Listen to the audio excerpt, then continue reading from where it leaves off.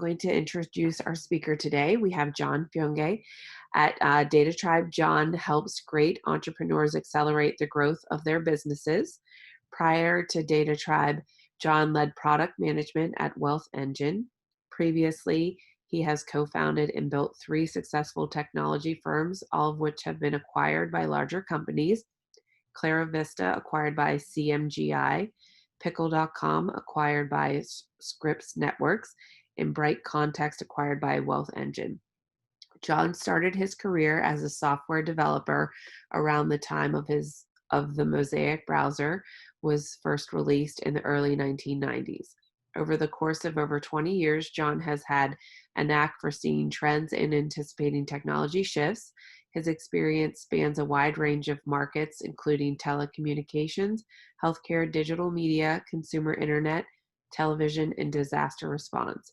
Earlier in his career, John has held management, sales, and engineering roles at Sapient, Bell Atlantic, and Pulse Technologies.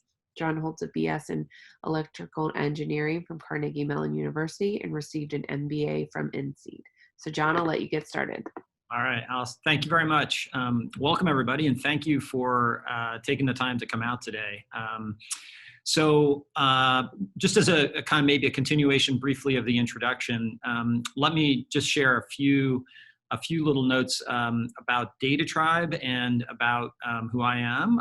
So as Allison had said, most of my career has been spent as a startup founder. And when I wasn't either kind of starting and building companies, I was working for a period of time at the larger companies that acquired my company kind of post-acquisition. So very much my career is all about kind of taking companies from the napkin stage and kind of getting them up off the ground. Very fortunately, about 2.5 years ago, I was introduced to DataTribe, who's a venture investor, and I got the opportunity to join DataTribe. And what we do at DataTribe is that we are a startup foundry. And so that's a little bit different than a pure financial venture capital firm. And what that means is that in addition to investing financial resources into startups, we also provide other resources in the form of, I'm at our facility right now. We have a facility that can host 7 or so startup companies. We have a team of experienced entrepreneurs that work very closely with our portfolio companies. We have other capabilities such as marketing and recruiting and things like that to do everything we possibly can to reduce the amount of friction and risk that the portfolio companies that we invest in have in getting to a next round of funding. About 80% of DataTribe is focused on cybersecurity, and then 20% of our investments are in data-intensive, AI-intensive companies. The thesis or the vision for DataTribe really originates around the idea that some of the most sophisticated cybersecurity startups have members of the intelligence community, in particular, folks that come out of places like the NSA as part of their founding teams. And some of the reason for this is that organizations like the NSA have incredible R&D resources that are being invested into really, really bleeding edge, over the horizon technologies that even experts at places like Google and Uber and Facebook are not working on. And our thesis is that if you can find people from that community and find people from and technologies from that community, and then create really scalable Silicon Valley-like startups around those folks, you create really, really great cybersecurity companies. We are based in Maryland, very strategically. So our founder, 2 of our founders, one of our founders is a longtime Bay Area venture capitalist, but we're very specifically located in Maryland because we wanted to be close to the U.S. Intelligence community, and again, in particular, the NSA. So our office is a stone's throw away from the NSA and the Johns Hopkins Applied Physics Lab. What I do at DataTribe, I help to run DataTribe, but then I also sit on the board of a few of our companies And I also help to figure out what our next companies we're going to invest in. Typically, when we make an investment, we invest about $1.5 million to $2 million into a company, and we work pretty much at the seed stage. So we're usually the first institutional money, the first kind of money that's not friends and family or founder money that comes into a company. And then we'll follow on in the A rounds as well. So it's a little bit about myself, a little bit about DataTribe. And so let's kind of step forward and talk a little bit about what startups need to know about privacy and cybersecurity. So you may or may not know, some people know kind of things, like this are a little bit more dialed into some of the kind of privacy things. But a driver's license, people ask, oh, can I scan your driver's license? It happens all the time, maybe if you're at a store buying beer or something like that. Well, it turns out, depending on the US state, and so this is a list of states, and you can see over on the right are the different fields of data that can be actually encoded in that 2D barcode. So in fact, there are some states where when somebody's simply doing nothing, just simply, I'm at the supermarket and we'll scan your driver's license at the cash. Actually, what's happening is you're maybe providing them 10 to 15, even over 15 fields of data with little or no privacy policy or anybody talking about how that data is going to be stored, secured, retained, if you have any right to ask them to delete it, how they're going to use that data. Just one sort of simple little example. Many of you probably are aware of breaches. These are some of the more high-profile breaches that have happened over the last few years. Breaches, they're really happening all the time, and it can be safely said that probably most everybody's data has been breached and is probably somewhere on the dark web for sale at some point. And particularly risky is, for example, if there was a breach from a number of years ago, it maybe is an old email address, and maybe you have a password on that old email that maybe you don't use the email again, but you repeatedly use the same password. It's possible that that adversaries and hackers have acquired, a valid password if you happen to reuse passwords. So hacking, really common. This is probably, in my opinion, and many others, probably one of the most serious hacks of all time. It's been attributed to the Chinese government. This is the OPM, so this is the Office of Personnel Management, the US federal government. This is the organization, sort of like the HR department of the US federal government, and this is the department that is responsible for conducting security clearances, which involve people filling out very, very sensitive forms that contain thick dossiers of information about those people, and that system was breached a few years back, and literally now it's a kind of unrecoverable problem, and there's these records are considered to be basically lost for a generation, literally until the folks that are covered under these different databases and records have aged out of their careers. They will be in a kind of vulnerable position with regard to their data. Back in 2010, Mark Zuckerberg declared, the privacy is no longer a social norm. But at the same time, he went ahead and bought 4 houses abutting his Palo Alto home to ensure his own privacy. And this is by in a book called Data and Goliath by Bruce Schneier. So Bruce Schneier is an author, professor at Harvard. He's a tremendous thinker in terms of, and kind of leading light in the world of cybersecurity and privacy. I believe there's an opportunity, if you fast forward from 2010 to 2019, another quote by Mark Zuckerberg, I think that there's an opportunity to set a new standard for private communications platforms. And so really kind of changing norms, changing his tune. So this is actually a quote from even just yesterday.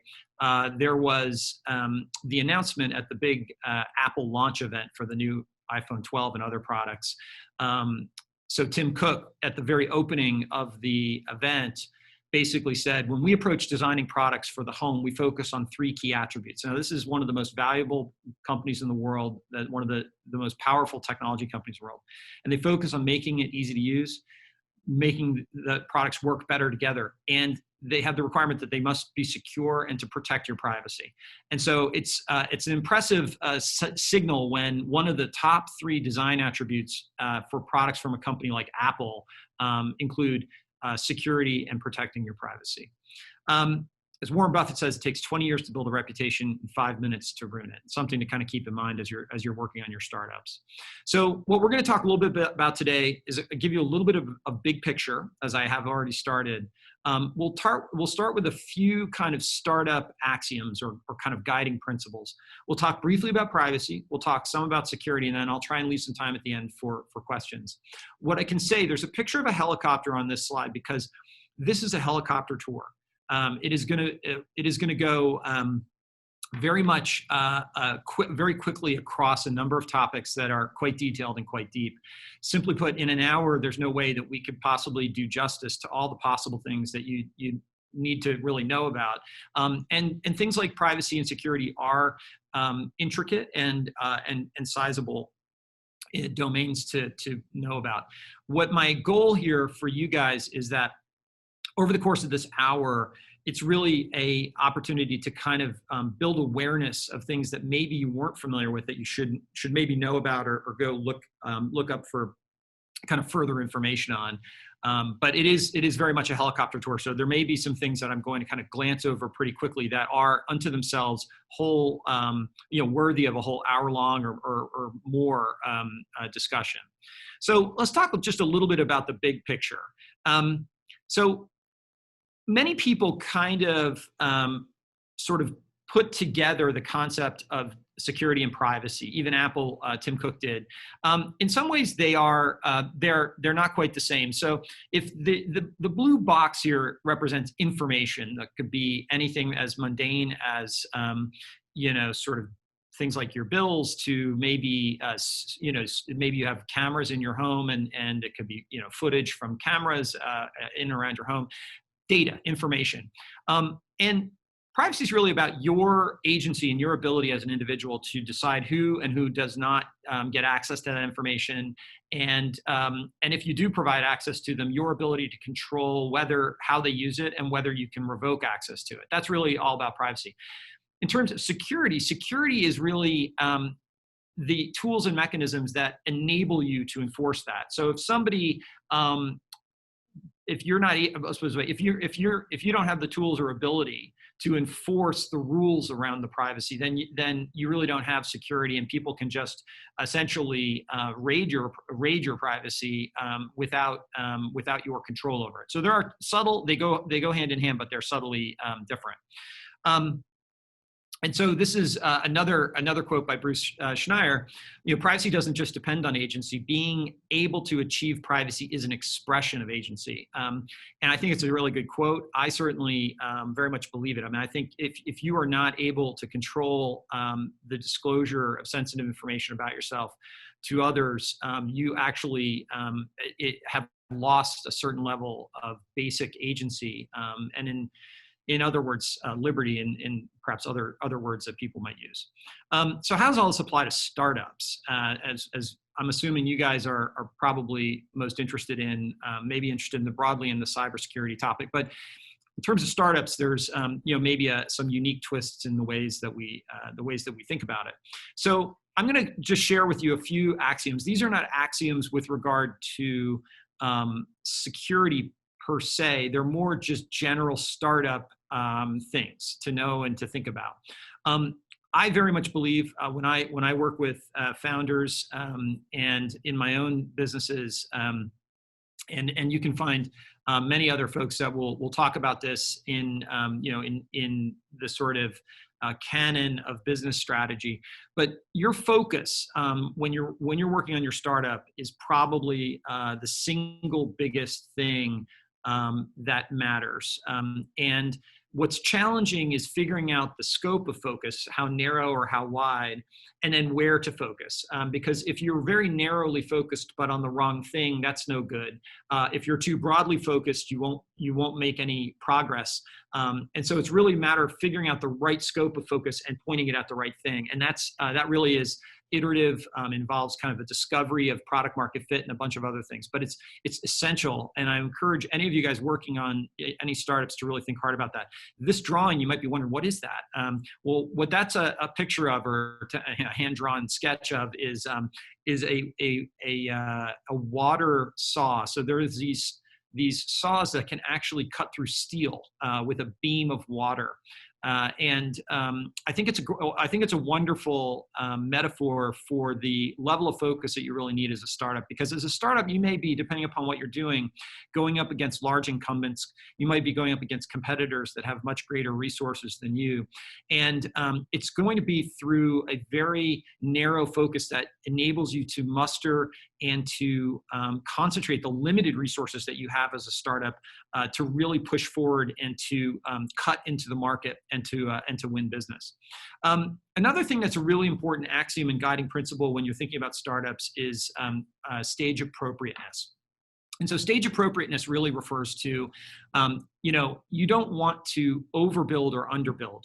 You can over-engineer or under-engineer. And so there's no universal right or wrong in this, but there are times it's something to think about as an entrepreneur. And so I mention this in part because we'll return to this when we're talking about the stage appropriateness of certain types of security. So there are certain things that large companies might do from a security perspective that make sense for a large company, but they're not stage appropriate for a startup. Startups can in some ways be a little bit faster and looser with certain security things because of the fact that perhaps they are somewhat less of a target because they are just getting off the ground. As well, getting back to focus, ultimately, the focus of your startup is what you're doing and the product you're building and the value you're delivering to the market. Things like privacy and security are sort of subordinate to that, important, but subordinate to that. Another axiom to kind of think about here is finding trustworthy trail guides. And so to some extent, as you move forward with your startup, one of the things you want to do is find trustworthy trail guides. I highly recommend, this is just a general kind of startup recommendation, is that you find a good trusted attorney that you can consult with, because there's a lot of kind of business legal things that as entrepreneurs you get confronted with and you just don't know about. Same with accounting and tax. Those are two things that you want to find trusted resources early on so that you don't make mistakes. However, I would also encourage you to find somebody that somebody that can be a trusted advisor with regard to security.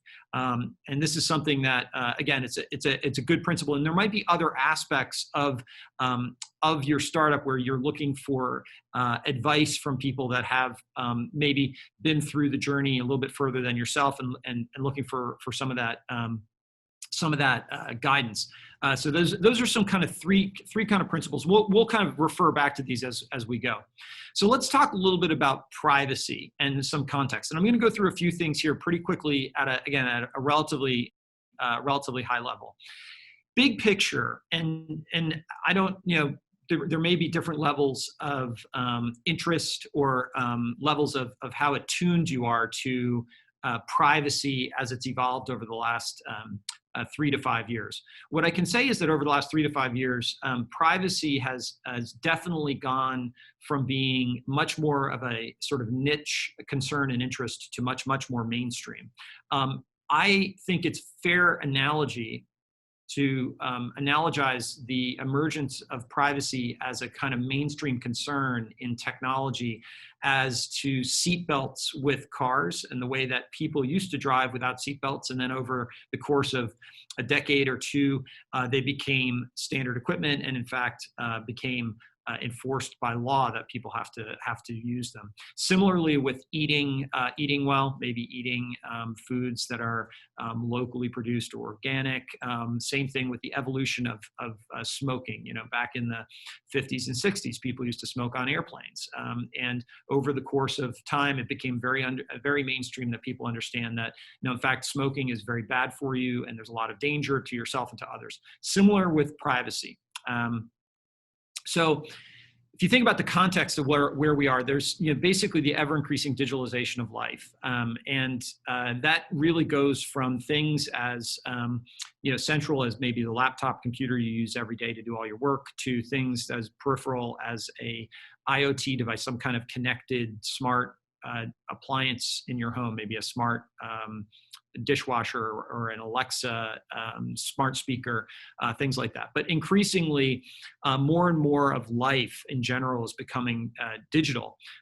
Cloud computing, as many of I'm sure you're familiar with, over the course of really the last decade, has sort of really democratized the ability to crunch previously unprecedented or unmanageable amounts of data.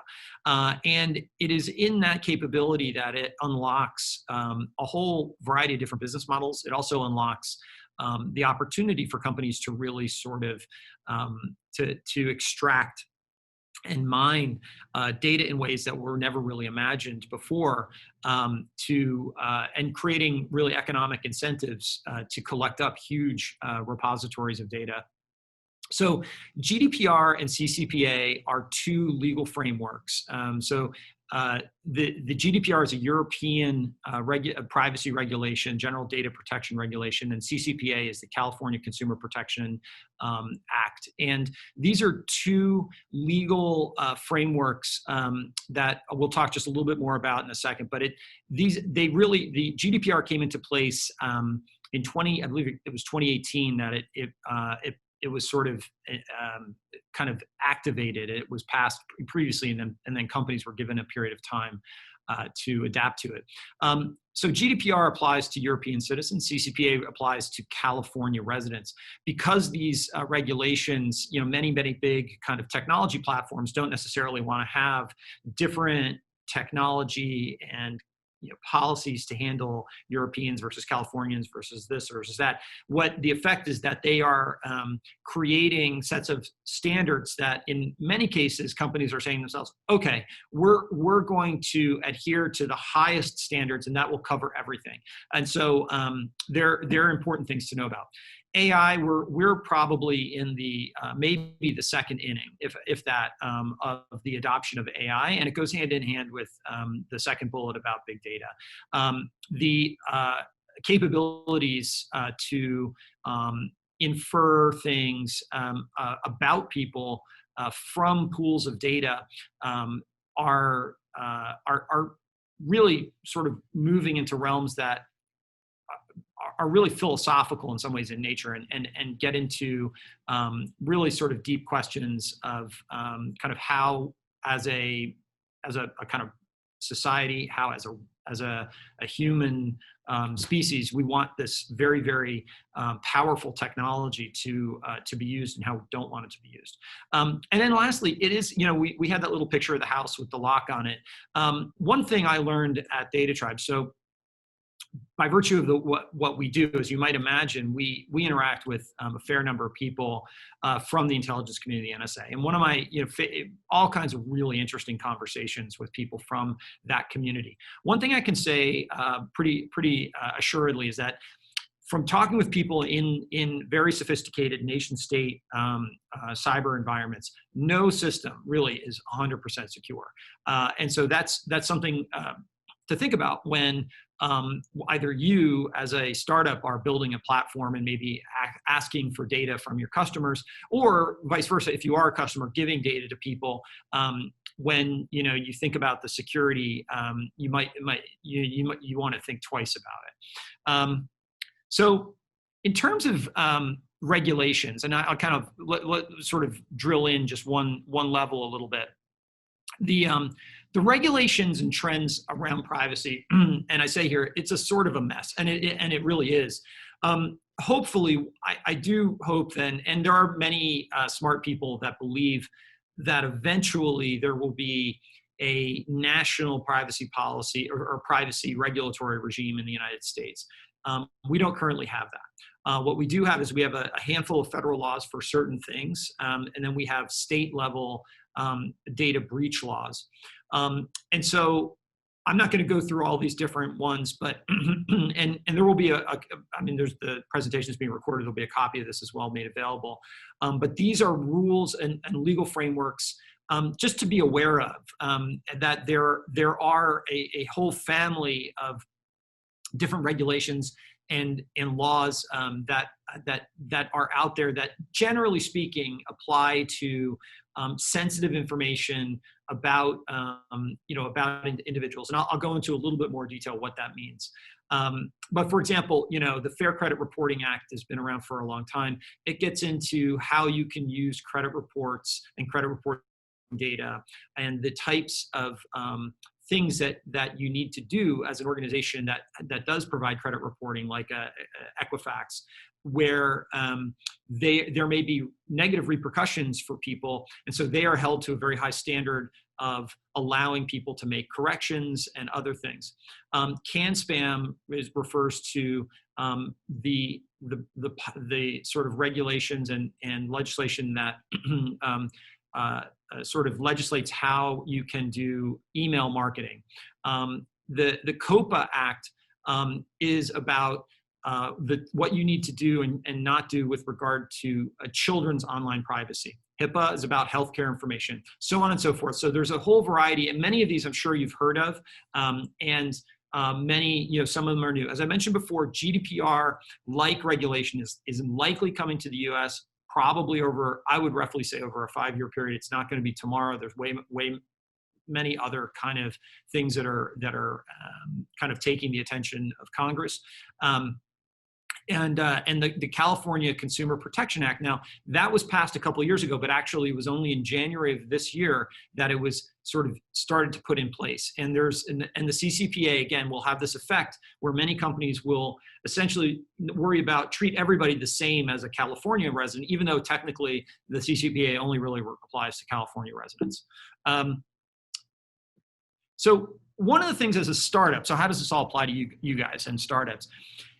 Startups are greenfields, which is one of the greatest assets and advantages of a startup. And so by virtue of the fact that you are really starting from scratch, it enables you to not have to deal with legacy processes or legacy technology that may be cumbersome and expensive and slow to adapt to some of these new regulatory demands. And so that's a real advantage. And so in some regards, being aware of some of these regulatory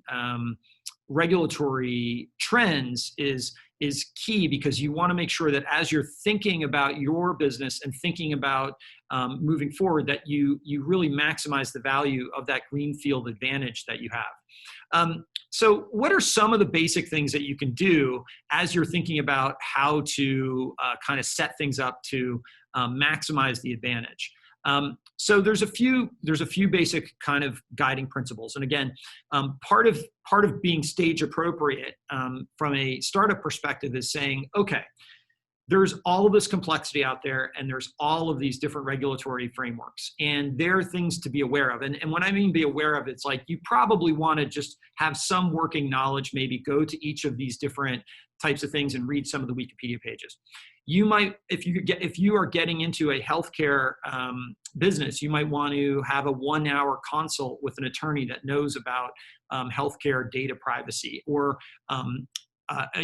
depending upon whatever the sector is, a 1 or 2 hour consult with the right data privacy attorney. It might cost $500 or $700 an hour. It might cost $1,000 or $2,000, but that 2 hours of time may dial you into some of the specifics you need to know that will enable you to avoid a lot of errors and mistakes down the road, which can be way, way more expensive if you have to fix them later. Now, as you get bigger, say you have, a company with 100 people and 20 million in revenue, then that's a situation where you start to have to perhaps think about these regulatory frameworks and so on in a little bit more of a, again, stage appropriate, a little bit more detail, and resource them appropriately. So kind of boiling it down at the very early stage, what do you have to worry about, like as a founder? So you want to minimize the data you collect. Like, because storage is cheap, it's really easy to say, oh, I'll just keep it. Just keep the data. So I don't know, maybe someday it'll be useful to us. That general principle, kind of worked for a while, and some can argue that, there are, given the value of certain data analytics, it might make sense. But your decision as to whether you do it or not should be very deliberate and eyes open. The guiding principle, though, is that you should really minimize the data you collect, because if you don't have the data, then there's really nothing to worry about from a kind of breach or privacy perspective.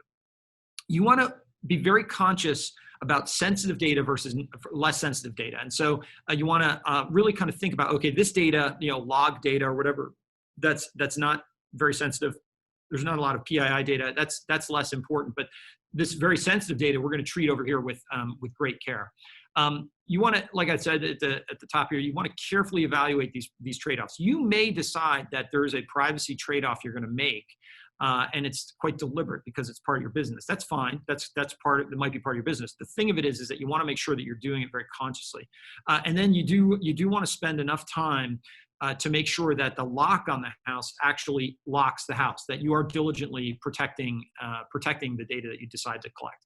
So conceptually, again, this is just sort of to give you a sense of some of the kind of concepts. Now, you should sort of read further about CCPA. But some of the basic concepts that these regulations are getting at is giving individuals, if you have their sort of information about them, the right to understand what you have about them. The right to ask, if I'm in the biz, they call it a data subject. If I'm the data subject, the person about which the data is, I have the right to ask you to delete it if I don't want you to keep it. The right to know if you're selling it. So some organizations will collect data and go sell it, and you're none the wiser. These regulations are giving individuals the right to know if their data has been sold and then for what purpose, and then also providing people the right to opt out. Again, this is a helicopter tour, super high level, but it kind of gives you a sense of the flavor of the types of things that both GDPR and CCPA are attacking in slightly different ways. And again, if you Google these things, you can find kind of comparison grids, very, very tidy online that compare between CCPR and CCPA and GDPR for further review. So toxic data, what is toxic data? There's so it's interesting. So data breach laws currently, it would be nice if there was one harmonized, but they're currently at the state level. So there's 50 different ones, and so the law firm Baker Hostetler has a very nice thing called, and the link is there at the bottom, called the Breach Notification Law Map. And so every single state has a different set of breach laws. And the thing that's interesting here, this is what they have for Ohio, is sort of looking at what they define. If you look at the top right here, what they define as kind of sensitive information. And so basically it's an individual's first name or last name, first initial with last name, with one of the following: Social Security, driver's license, account number, credit card number, in combination with link. So they have these laws have a very specific definition of what the data is. So if you are if your database, like if you have a database of people's credit card numbers and their names, and that database gets accidentally leaked or it gets broken into, then by these laws, you actually have to notify all those people. I mean, that's what the breach notification rules mean. Again, it used to be before these laws that people would have sensitive data stolen about them and the company would know, but they would never tell anybody. And then there could be some harm that comes to that person later and they have no idea how it happened. So that's what these laws are trying to avoid. As a startup, again, at the stage, from a stage appropriateness perspective, at the early stage, it's really to sort of be aware of these things and be aware that when you are what you want to do is just not collect driver's license numbers. Don't collect credit card numbers. Don't collect. So just don't collect them. Like, figure out a way of doing your business without storing those data.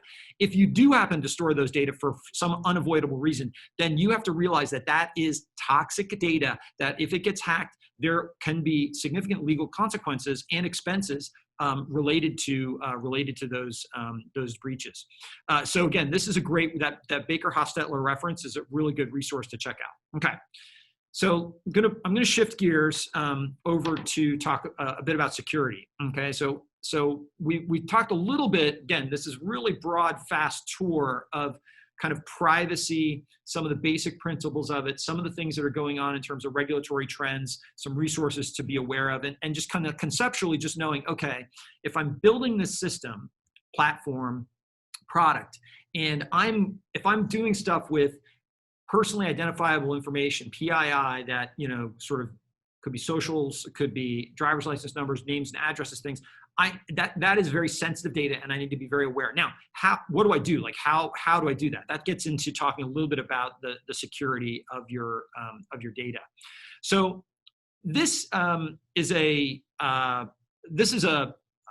kind of logoscape of the cyber world that's published by an organization called Momentum Cyber. The cyber market is really huge. I mean, there's over $130 billion a year spent by mostly big companies on cybersecurity products. And so it can be very intimidating, jargon-filled, and technical to kind of understand, boggling, like where do you even start?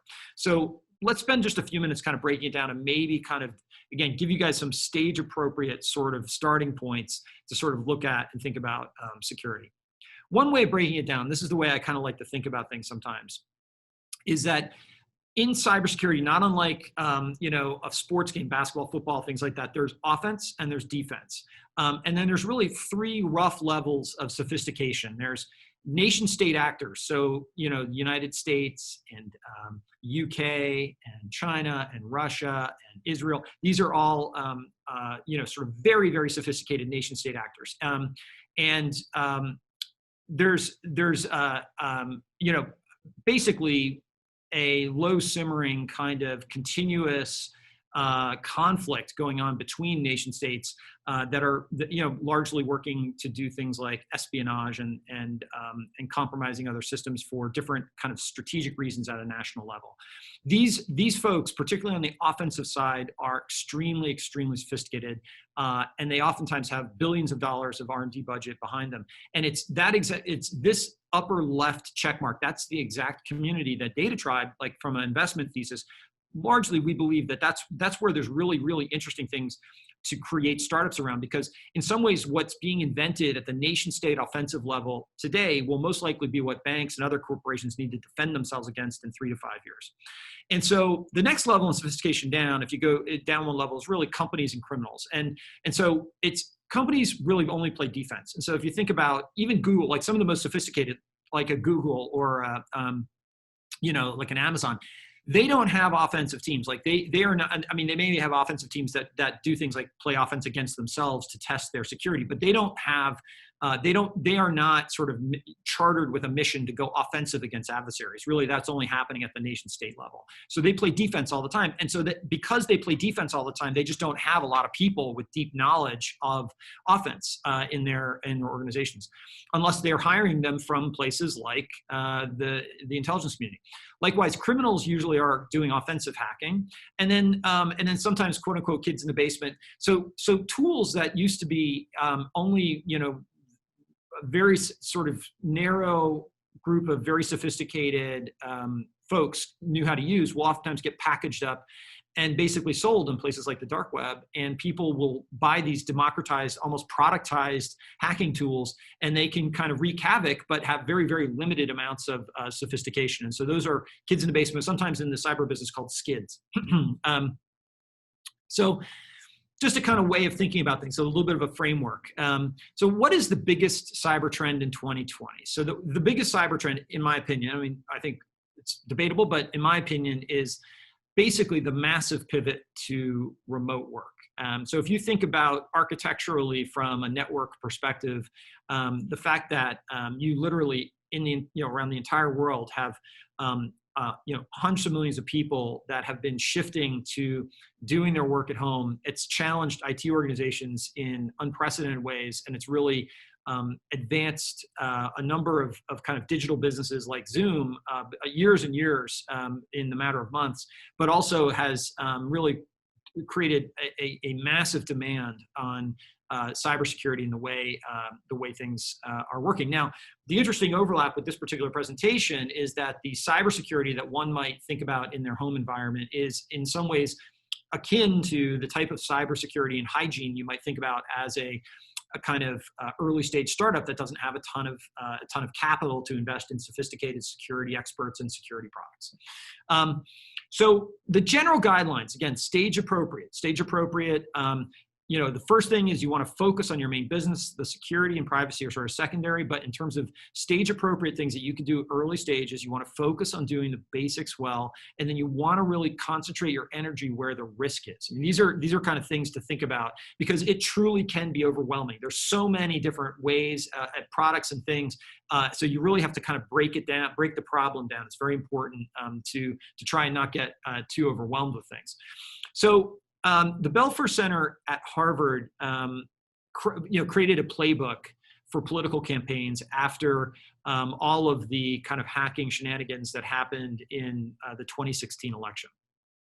May they not happen again between now and the upcoming election. But basically, they created this handbook that's actually quite useful, and this is really designed for like a political campaign. They don't have a ton of resources, which is a pretty useful analogy to a startup. And so if you look at what it is, these are some of the basic things that they basically say in terms of guiding principles. Like, one, you want to establish a culture of security awareness. So a lot of people, there's a really, really wide spectrum of awareness of how computers work, how people can maliciously act to either cause harm or to vandalize your technology or data.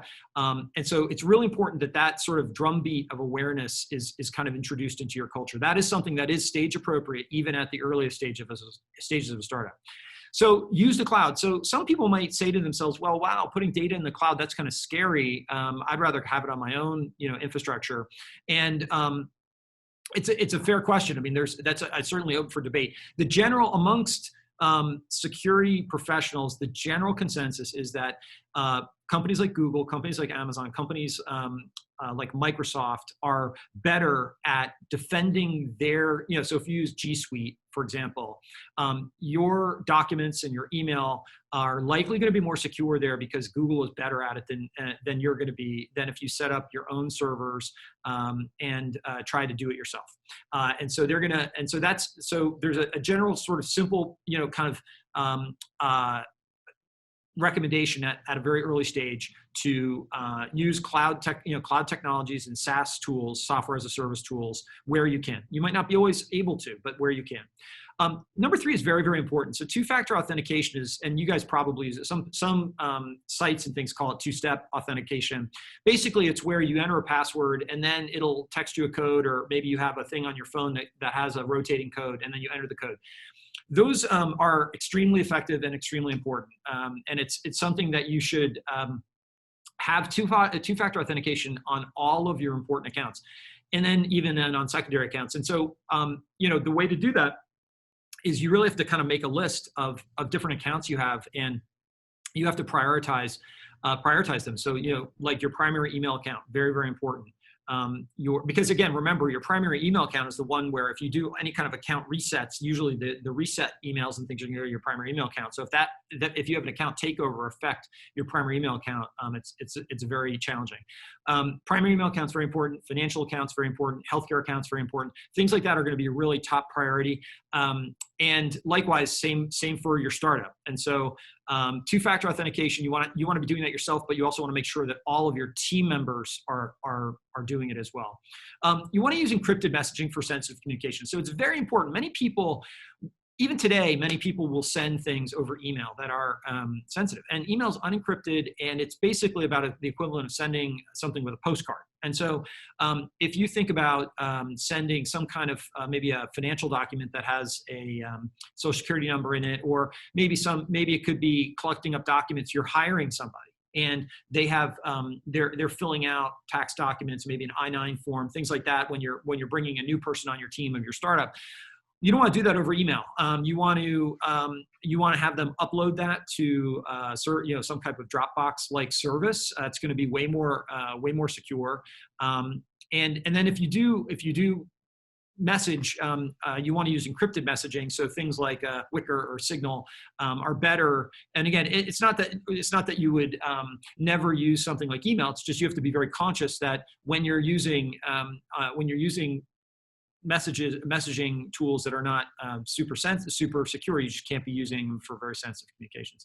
And then lastly is this kind of idea of planning and preparing. So what I'm gonna do is I'm gonna take some of these 5 principles and I'm gonna go one more level down. Now, I understand that. I'm watching the time here. I gotta go quickly. That there's a lot of detail here, and so the really important thing is to just keep in mind that.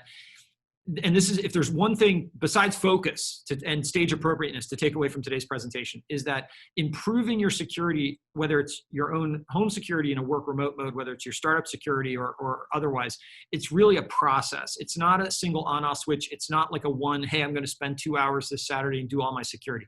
If you think about it that way, you're going to become overwhelmed and frustrated. It's a process that takes a while, and you have to just kind of incrementally work on things over time, because it is just too big of a task to think about it that way. It's a journey, it's a process, and over time you will get more secure. The other thing is, it's very easy in the face of a lot of complexity with regard to all these things for people just throw up their hands and say, no, it's just my data's out there. There's no way, I'm just never going to be secure. You definitely can take control, and you should not throw your hands up. It is possible to take control and to systematically just kind of work through things, and it's a process, and it just takes some time. So let's just talk about some basic cyber hygiene things to know about. Some of these things you may know about, some of them you may not know about. I'm going to go pretty quickly because I want to make sure we have a little bit of time at the end for questions. So first thing, drive defensively. And what that means is kind of this point on making sure you have a culture that's maybe a slightly skeptical, almost, I wouldn't say paranoid, but slightly paranoid, where you want to make sure that people don't click on unfamiliar things in their email. I mean, phishing attacks continue to be the number 1 attack vector that is how systems are compromised. So clicking on things, you want to make sure you're very, very, very aware of what you plug into your computer. Like, you never want to put some random USB drive from some random place into your computer. You want to be very sure. And even buying, I mean, again, this you might say, God, this guy is really paranoid. But even if you're on Amazon buying some USB drive, you want to buy it from a reputable vendor. Like, you don't want to get some rando, because again, you just don't know what exactly you're plugging into your computer. You want to avoid using public Wi-Fi. Always go on your LTE if it's generally going to be more secure.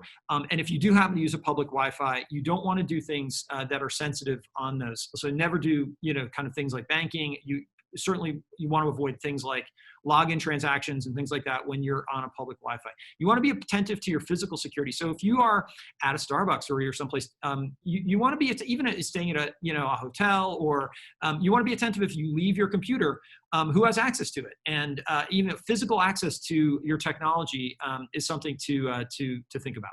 So authentication practices. We talked a little bit about 2-factor authentication. That's very, very, very sort of high priority. I would definitely recommend that. You don't want to reuse passwords, and you want to use complex passwords. The reason you don't want to reuse passwords, I said at the sort of top of the presentation, the reason is that there could have been some hack from Yahoo 5 or 10 years ago that has some old account of yours, but maybe you have the same password because you use the same passwords on everything, and because it's a pain to deal with all these passwords.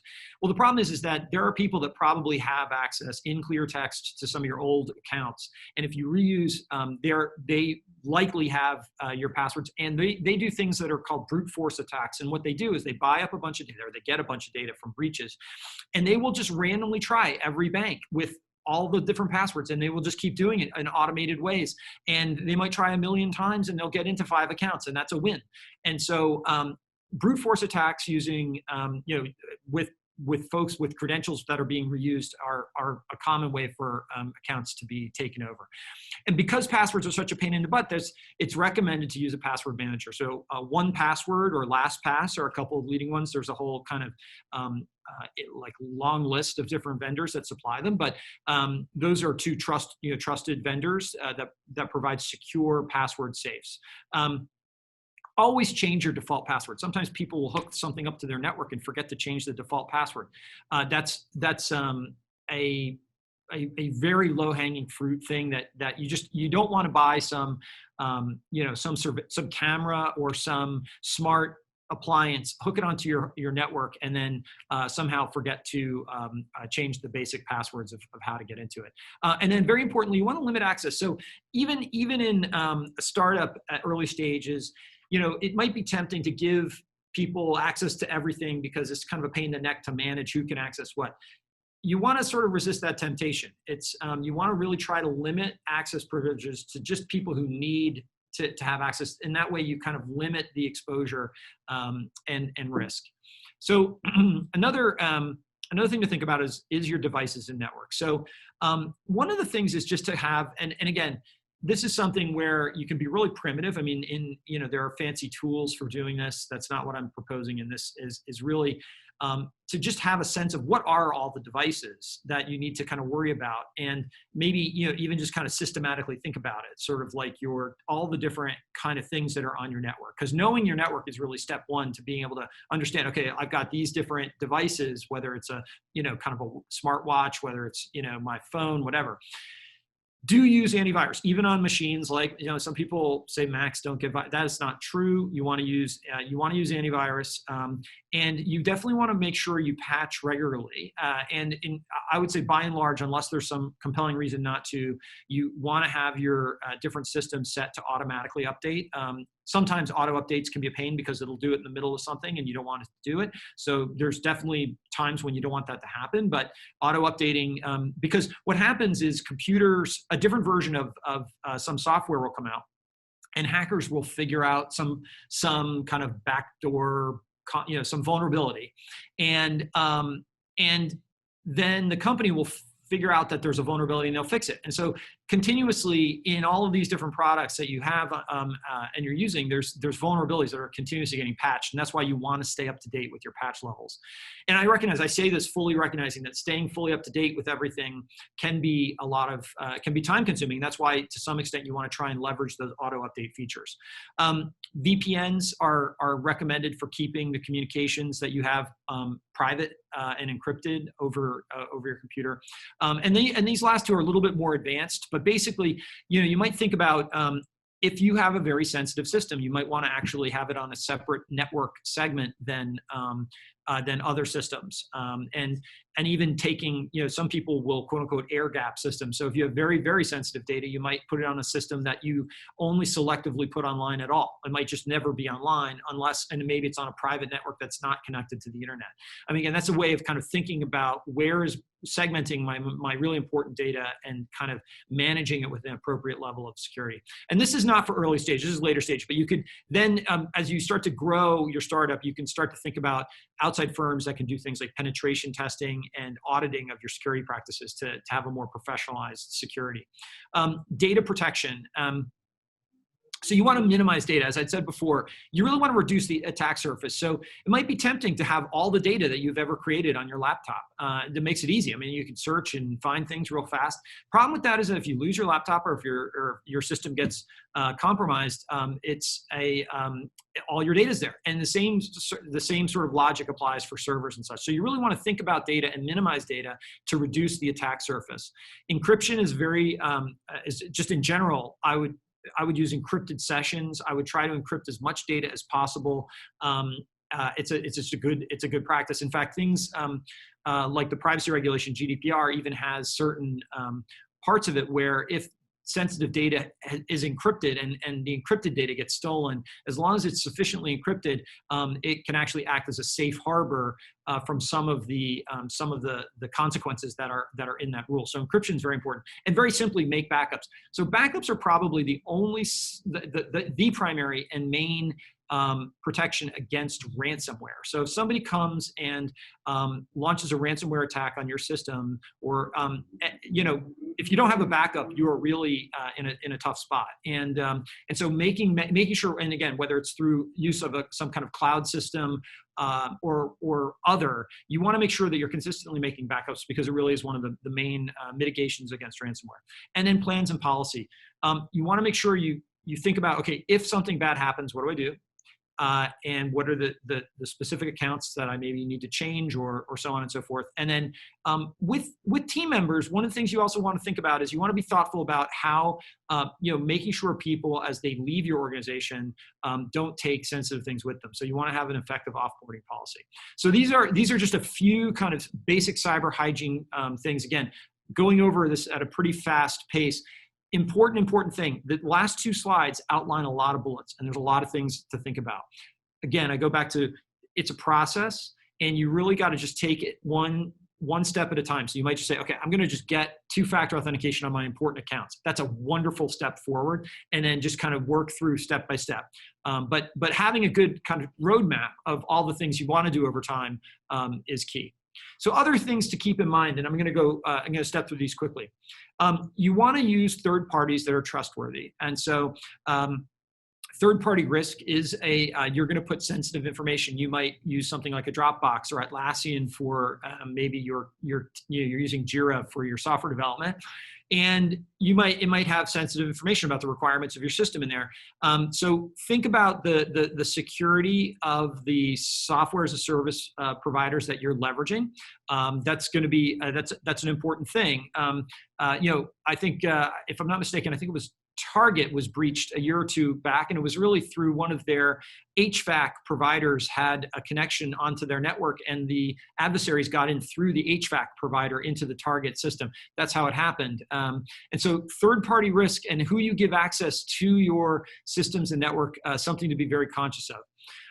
Increasingly in contracts with partners and with customers, if you are taking custody of data from other people, so maybe it's from a partner, they may hold you accountable in the contract, and you can read here in red where certain things are carved out of the indemnification. So basically, your liability is limited except with respect to claims of indemnity, breach of confidentiality, breach of data security obligations. And so this can be very, very, very, very sensitive if you are taking possession of a partner's data, and you're responsible for making sure that that's secure. So again, something to think about.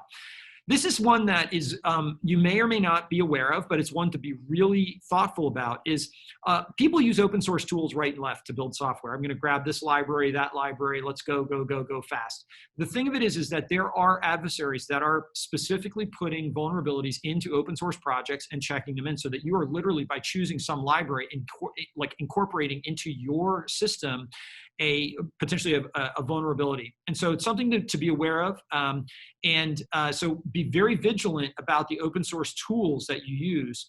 There are tools, so SNCC and Sonatype are two examples of tools that allow you, that do what's called software composition analysis, which is basically ensuring that libraries you use are not don't have vulnerabilities in them. OWASP is a applications security nonprofit organization. They have the top 10 list of web vulnerabilities to avoid when you're building a web application. And then DevOps is a really common term. Increasingly is this concept of DevSecOps, where security is now really getting baked into the processes around managing all of your infrastructure. And so these are some trends to really think about with regard to, and again, I know a lot of you are probably thinking about building software, building a software platform, and you're using open source tooling, maybe building a web app, maybe using AWS, all these things. These are things to think about as you're in the process of building out your own product. There are frameworks to know about. So these frameworks are just to know about. They're not really for early stage startups. It's more like for when you scale. But the NIST, the National Institute of Standards, has a really good framework at this link. And likewise, there's a thing called the System of Organization Controls, which is organized by the American Institute of CPAs. They have things that are basically audit standards called SOC 2 and SOC. There's like a SOC 2 type 1, SOC 2 type 2. These are standards that, again, as you grow, imagine you build out a software platform that you're selling to bigger companies, to banks or something like that. The security people at that bank might say to you, well, how secure is your system? You might say, well, we have a SOC 2 type 2. So that it doesn't completely solve the question to that bank, but it's very reassuring to third parties that, you take this very seriously, you know what you're doing, you have had a third party, an outside party, kind of review and audit your security and in accordance with these standards. And so that's, again, something to be aware of. Another thing to be aware of is cyber risk insurance, which is a pure financial instrument. You buy it through your insurance providers. It's in some ways is less expensive than you might imagine, but can be another good way of mitigating some of these risks. Gone really fast, and I know we're running right up against the edge on time. I want to just give you one mention here about a wonderful resource to stay up to date about these topics. So CyberWire, and full disclosure, this is one of the DataTribe portfolio companies, and I work pretty closely with the company, but I am a true believer that they are the best place to stay on top of news and trends with regard to cyber. And so they have a number of excellent NPR quality podcasts. So the CyberWire Daily is about general cyber news. Caveat is about privacy and law. And then they have some email products in terms of newsletters, one that's a daily and one that's a weekly. These are great ways of staying on top of things as well. They have a wonderful glossary. You can see at the top in their nav there, which, again, cyber is very jargon filled, and this is a great resource to kind of find out more. So if you're looking to stay on top of things, these are a couple of resources I would highly, highly recommend. So just to kind of close things out. Again, Bruce Schneier, again, from Data and Goliath. Complexity is the worst enemy of security, which is true. And unfortunately, a lot of this stuff is pretty intricate and complex. So it's this real effort to try and make it as simple as possible. And then lastly, as Dwight Eisenhower said, we will bankrupt ourselves in the vain search of absolute security. So there is no system that's 100% secure. It's a risk spectrum, and kind of finding the right place on that risk spectrum for that type of data while not losing the number one focus of what you're doing with your product and your customers in your startup.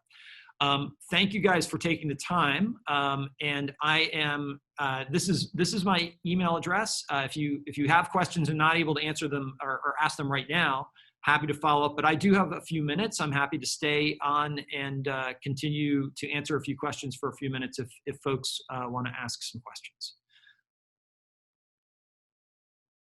I guess what we were thinking would be the way to do it is if you could just unmute and ask away. That might just be the easiest way for us to do it. Hi, John. This is Ramesh here. So I have a question. So the responsible disclosure policy, right? So can I add on my website? I see that some hackers gonna check it out for rewards. They try to do some defects on the website and just connect with us, something like that, right? How that works, responsible disclosure policy. Yeah, so in terms of responsible, are you talking about so on your website, what's the type of business that what's your business?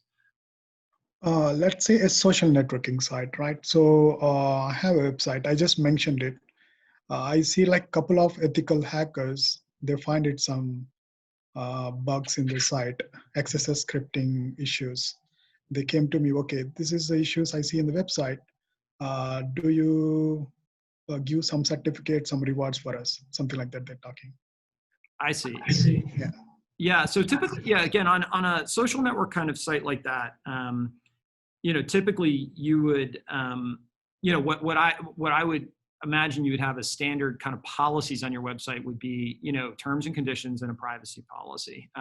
Now, in terms of responsible hacking policy, I'm less familiar with that. I'm not. I certainly sort of understand the concept, and my understanding of it is that if a white hat hacker discovers a vulnerability in some system or in some product, they will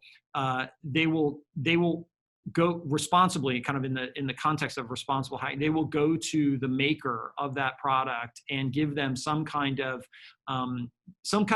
fair time period to fix the issue before they disclose it out to the world and out to the public, so that once it becomes known to the world, it's already been fixed. And that's kind of the idea. Now, I'm a little bit less familiar with kind of systematizing that, unless you're thinking about bug bounty type program, where I think that would be, again, I don't know if a bug bounty program would be the first thing I would be thinking about as an early stage startup. I mean, that's something that's really much, from, again, that stage appropriateness perspective, that's really something that you would do if you're a very mature security organization and you're basically kind of at a point where you're like, okay, well, I think I've done everything I can with my product, and it's as secure as I can possibly make it. I'm gonna put a bug, I'm gonna put a bounty out of some sort to see if anybody out in the wild can somehow compromise it.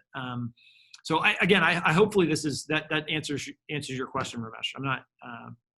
Yeah. Any other questions? Hi, John. This is Yafei. So I just want to ask, what is the cost for the security issue? I mean, the proportion of the cost of security issue among all the costs for a startup company. Yeah, that's a great question. So I don't know if I have it's off the top of my head, sort of like if you say, okay, well, typically, so you can find a couple things. You can find data points. There are I think, if I'm not mistaken, Verizon. So Verizon publishes this breach report every year. It's like 100 pages. It's amazing. It's a really good report. But they do a bunch of pretty valuable cybersecurity research.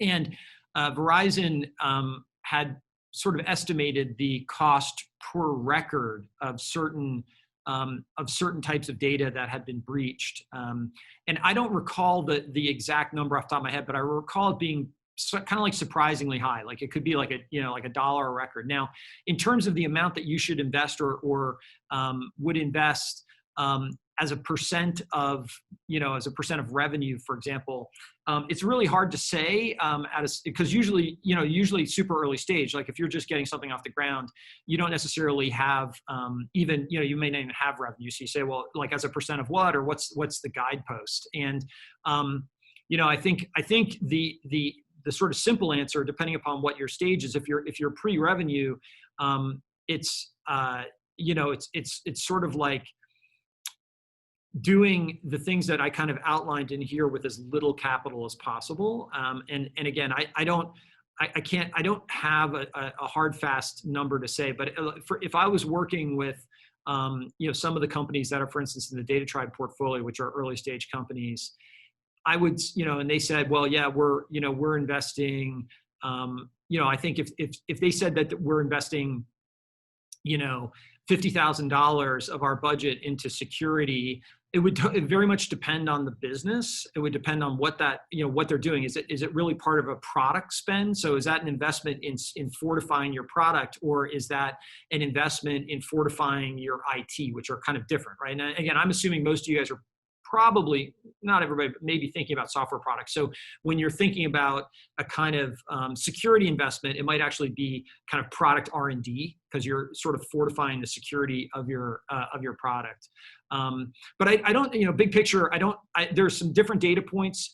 For sure, you can find costs per records that have been breached. You can also find different organizations will invest different percentages of their IT budget in security. So, ones that tend to be leading, or for instance, banks and financial services institutions historically have been, pretty leading in terms of percentages. So you can find kind of guideposts looking at some of those metrics out online, and kind of different industries and the percentages that they'll spend on IT. But again, those types of metrics may not be as directly applicable to the super early stage baby business. And I don't have some kind of generalized number off the top of my head, but I guess trying to just kind of give you a little bit of a flavor and a little bit of some guideposts.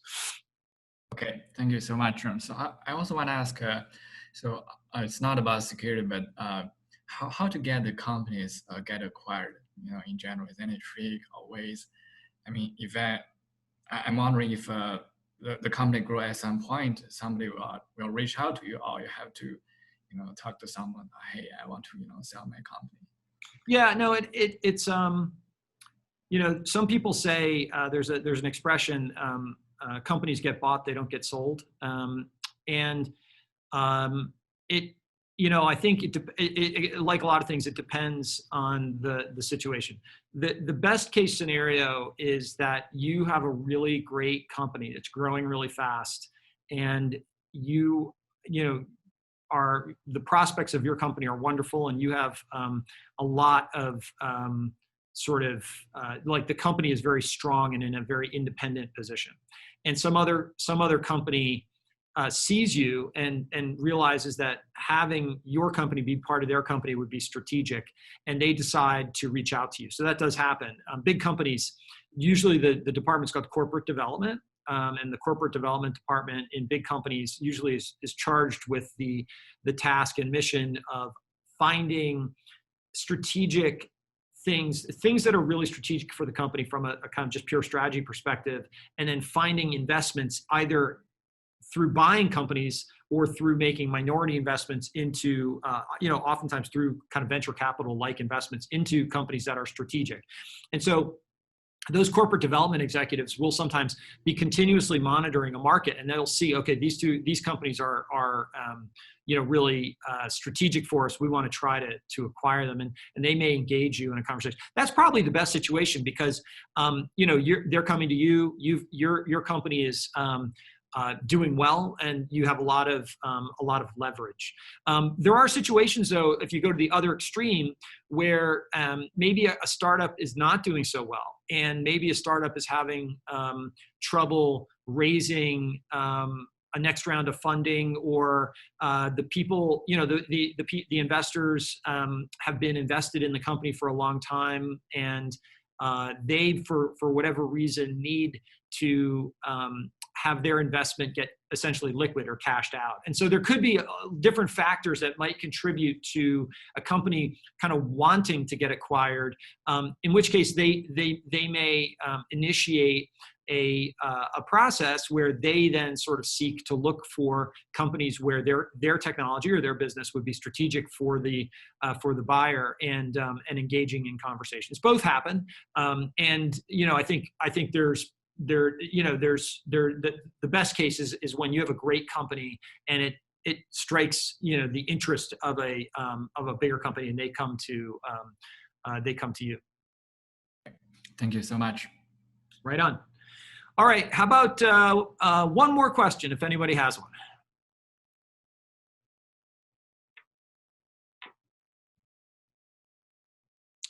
All right. Well, I appreciate everybody joining today, and wish everybody well. Stay safe and healthy here in the kind of crazy times of the pandemic, and I'm glad you guys were able to join me today, and all the best with your startups. If anyone is happening to be working on a cybersecurity oriented startup, DataTribe, we're always interested in meeting entrepreneurs that are working in cybersecurity and in AI and data science. And so don't hesitate to shoot me a note if you have some a product, or you're working on something. Happy to have those conversations. And I guess with that, I think we're done for today. Thank you. Thank you.